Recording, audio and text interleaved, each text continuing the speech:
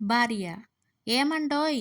సాయంత్రం ఆఫీస్ నుంచి వచ్చేటప్పుడు 30 రోజుల్లో హిందీ నేర్చుకోవడం ఎలా అనే పుస్తకం తీసుకురండి.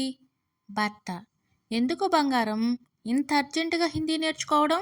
భార్య: తెలుగులో సీరియల్స్ చూసి చూసి బోర్ కొట్టేసిందండి. హిందీ నేర్చుకుని హిందీ సీరియల్స్ చూద్దామని.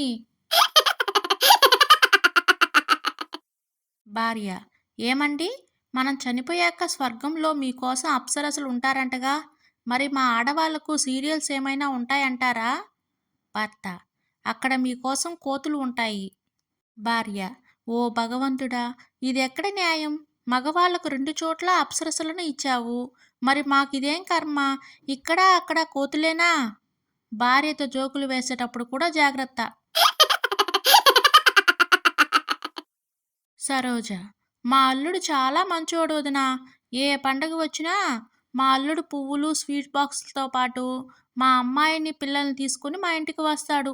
సరళ: మా చెమట ఉన్నాడు.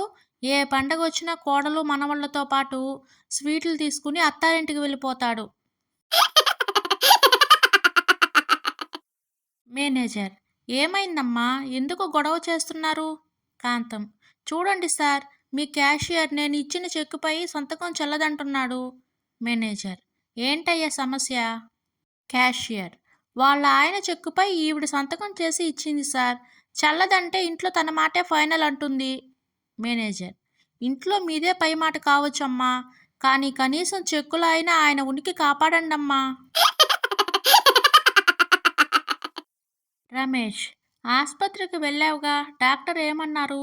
రూప: డైట్ మెయింటైన్ చేయమన్నారు. రమేష్: ఓహో, మరి ఎలా తినమని చెప్పారు?